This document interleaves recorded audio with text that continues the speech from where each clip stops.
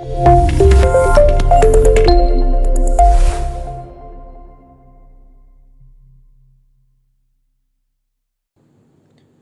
Hello guys, welcome back to another video. इस video में हम देखेंगे डिस्टिलेशन के बारे में। तो सबसे पहले देखते हैं डिस्टिलेशन होता क्या है और डिस्टिलेशन क्यों यूज़ करते हैं। तो डिस्टिलेशन का यूज़ हम सेपरेशन के लिए करते हैं और डिस्टिलेशन को हम किंग ऑफ सेपरेशन भी बताते हैं। और बात करें डिस्टिलेशन की, तो हम डिस्टिलेशन सेपरेशन के लिए यूज़ करते हैं और उसको हम यूज़ करते हैं वॉलेटिलिटी डिफरेंस के बेस पे। हम डिस्टिलेशन करते हैं based on boiling point difference, का तो फिर उसे बोल सकते हैं रिलेटिव वॉलेटिलिटी। फॉर एग्जाम्पल, अगर वाटर एंड इथेनॉल का मिक्सचर है, उसमें से हमें वाटर एंड इथेनॉल को सेपरेट करना है, जिसमें वाटर का बॉइलिंग पॉइंट 100 डिग्री सेल्सियस है और इथेनॉल का बॉइलिंग पॉइंट 78 डिग्री सेल्सियस है, तो उसे हम सेपरेट कर सकते हैं डिस्टिलेशन से। वो कैसे करेंगे? वाटर और इथेनॉल को हम डिस्टिलेशन टावर में ट्रीट करेंगे और उसमें उसको हीट करेंगे, तो अल्टीमेटली जो लेस वॉलेटाइल है, मतलब जो इथेनॉल है, उसके वेपर्स कन्वर्ट हो जाएंगे और उसे हम टॉप में से कलेक्ट कर देंगे। तो वैसे ही हम वाटर और इथेनॉल को सेपरेट करेंगे। अब हमने ऊपर देखा कि डिस्टिलेशन होता है based on boiling point difference और रिलेटिव वॉलेटिलिटी डिफरेंस। तो हम देखेंगे कि रिलेटिव वॉलेटिलिटी होता क्या है। रिलेटिव वॉलेटिलिटी को हम अल्फा ए बी से डिनोट करते हैं और रिलेटिव वॉलेटिलिटी होता है रेशियो ऑफ के वैल्यूज़, मतलब alpha A B is equals to K A upon K B. हमने आज तक यही पढ़ा है कि relative volatility ratios of vapour pressure होता है, पर वो वैलिड होता है सिर्फ जब राउल्ट्स लॉ वैलिड होता है। Otherwise relative volatility ratio of K values होता है। अब ये के वैल्यू क्या होता है? के वैल्यू होता है ratio of component in vapour phase to liquid phase, मतलब अल्फा ए बी की वैल्यू हो जाएगी के ए अपॉन के बी, जिसमें के ए है ratio of vapour phase to liquid phase more volatile का और के बी है ratio of component in vapour phase to liquid phase less volatile का। तो उसकी इक्वेशन हो जाएगी alpha A B is equals to K A upon K B which is equals to Y A upon X A upon Y B upon X B. तो हम next देखेंगे Dalton's law. Dalton's law Y A is equals to P A upon P होता है। Simple language में Dalton's law ये होता है कि अगर हम पार्शियल प्रेशर का सम करेंगे तो वो हो जाएगा टोटल प्रेशर के बराबर। तो उसे हम इससे भी डिनोट कर सकते हैं, P A is equals to Y A P. फिर नेक्स्ट इंपॉर्टेंट लॉ है राउल्ट्स लॉ। राउल्ट्स लॉ हमेशा वी एल ई होगा तभी वैलिड होगा। वी एल ई मतलब वेपर लिक्विड इक्विलिब्रियम।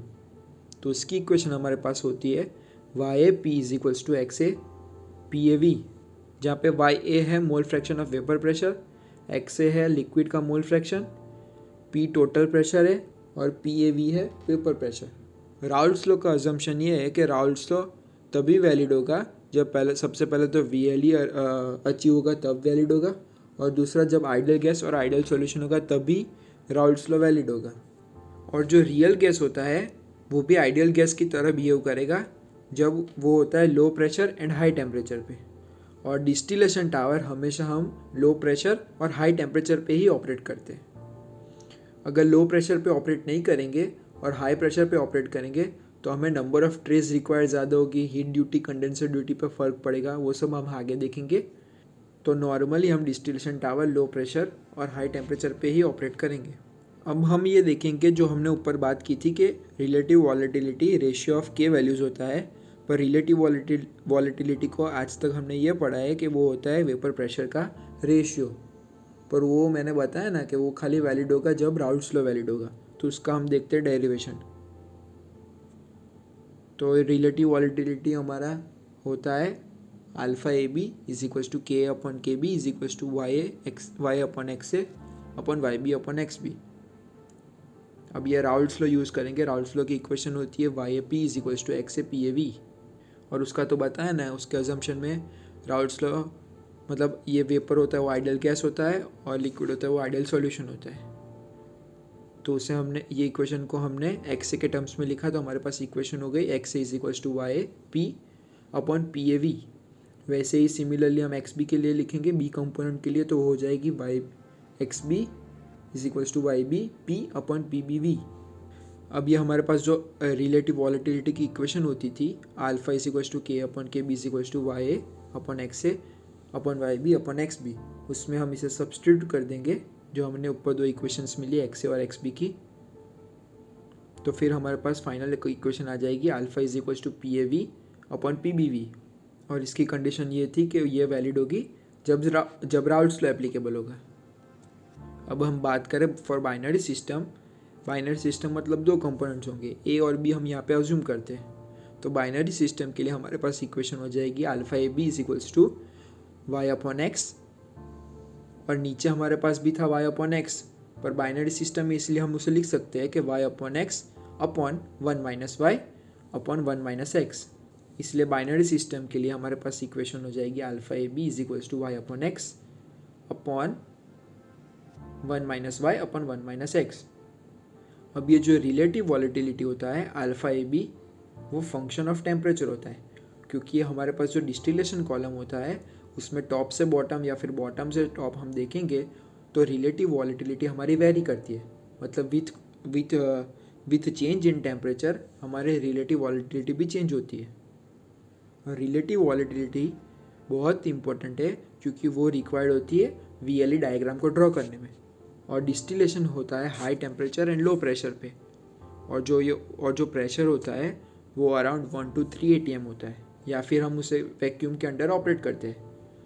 हमारे पास एकदम सिंपल लैंग्वेज में बात करें तो दो टाइप के डिस्टिलेशन होते हैं, एटमॉस्फेरिक डिस्टिलेशन ASTM और वैक्यूम डिस्टिलेशन। अगर एटमॉस्फेरिक डिस्टिलेशन की बात करें तो हमारा प्रेशर होता है अराउंड 1 to 3 ATM, और वैक्यूम प्रेशर की बात करें तो उसे हम वैक्यूम के अंडर ऑपरेट करेंगे, और वो क्यों यूज़ करेंगे उसका हम डिटेल देखेंगे एक पर्टिकुलर वीडियो में जिसमें हम वैक्यूम डिस्टिलेशन के ऊपर बात करेंगे।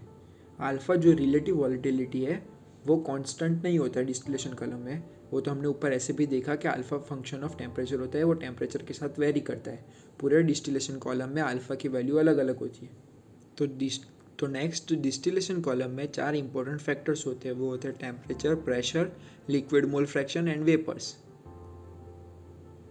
नेक्स्ट हम देखेंगे एक एग्जांपल है जिसमें ए और बी का मिक्सचर है, जिसमें ए का बॉइलिंग पॉइंट है 100 डिग्री और बी का बॉइलिंग पॉइंट है 80 डिग्री।